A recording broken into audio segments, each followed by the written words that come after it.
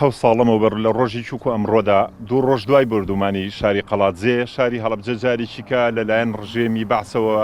بە فڕۆکەی جەنگی و بە پێشکەوتوترین چەکی ئەو سەردەما بۆردوومانە کرێ لە ئەنجامی ئەم بۆردوومانە زیاد لە 50 هاوڵاتی لە ناو شاری هەڵەبجە شەهید دەبن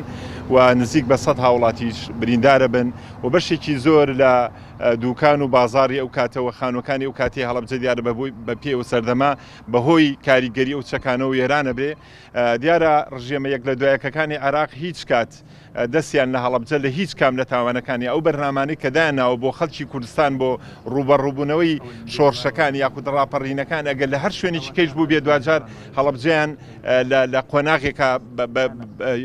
دەست لێ نەپاراستووە بە نمونە کاتی دوێنێ لە قەڵاتجێوە کرێ دوو ڕۆژ دوایەوە لە هەڵەبجە کاتی ئێمە لە گەرمیان ئەنفالەکرێ دوو ڕۆژ لە هەڵەبجە بێ یادی ئەنفارکەین لەبەرەوەی ئەنفارمانەیە ماوەیەکی کە لە شنگال یادی جینە بە چاڵی خەڵکو و یاخود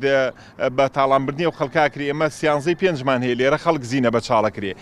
خاپورکردنی کوچە و کۆڵانەکان منداڵی ونبوو تاقانەت یعنی بەشی هەرە زۆری قەدەری ئەم شارە وایە ئێمە بێ بەشێکی زۆر لە ڕۆژەکانی ئەم شارە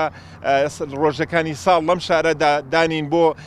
گێڕانەوەی مەرگە ساتەکانمان تۆ مێژوویەکەت هەیە مێژوویکی هێندە قورس و گران کە باز لە وێرانکردنی شارێکە کاشەیدکردنی شارێک یەک لە دوای یەکەم شارە دەیانجار شەید دەکرێت بەڵام تاچی کۆمەلگای کوردی و دەسەڵاتی سیاسی و حکوومەتی هەرێم و حکوومەتی عێراق نایەن تکایە هەڵەبجە بێ لەم ئەزەقە دەربێت ئەوە تا مێژووی ئەم شارە هەموو لاپەڕی ڕۆژەکانی بریتێ لە ڕۆژی برینداربوونی ئەم شارە لێرە جارێکی کە داوا ڕووی دەممان لە دەسەڵاتی سیاسیەکەین تکایە بە هەمووتانەوە لەسەر هەڵەبجە یەکدەنگ بن هاوخەم بن لەگەڵمانە حکوومەت یاریمی کوردستان زیاتر ئاور لە هەڵەبجە بداتەوە ئەو بەڵێنانی دراوە تکایە با جێبەجێ بکرێ و حکوومەتی عێراقی لێرە هەمیشە داوای لێکەین تکایە ململانێ سیاسیەکانن لەگەڵ